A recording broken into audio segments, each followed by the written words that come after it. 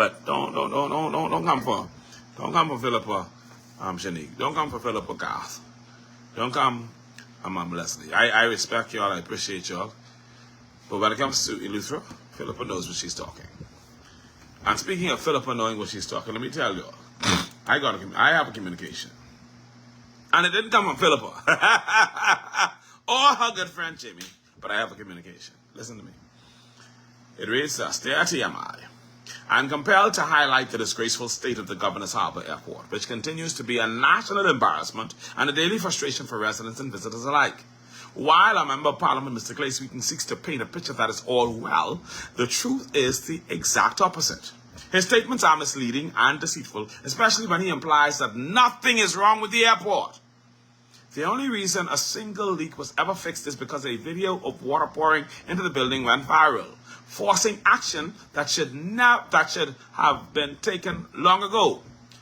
Let the record reflect. Clay hasn't completed not one project on Eleuthera. Yes, he has started a few, none completed. What about his crony being awarded the contract to change the roof at Governor's Harbour Airport, only for that same roof to need replacing just 3 to 5 months later by another contractor? That is not progress. That is waste, mismanagement, and pure cronyism at the expense of the people. The airport infrastructure itself is a glaring example of neglect and mismanagement.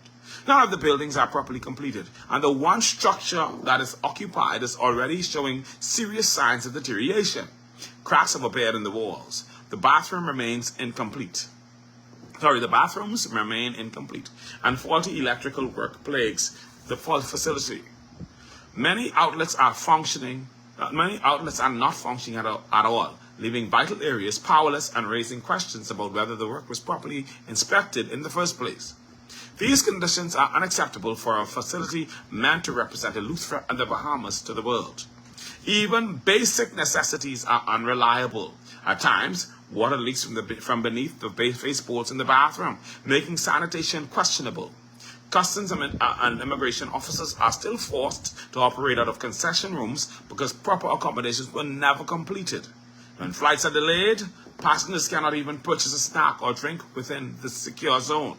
If they step outside to do so, they must re-enter through the full screening process again.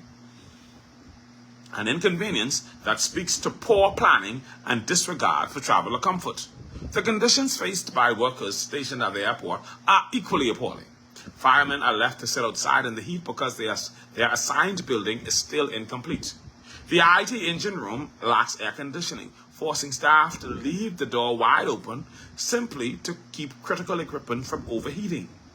This not only endangers the equipment, but also creates further security risks. Meanwhile, from the security checkpoint to the sterile area used by American Airlines, there's absolutely no electrical power on that entire side of the building. Imagine an international carrier attempting to operate in such conditions. It is beyond embarrassing. Security at the airport is also dangerously compromised.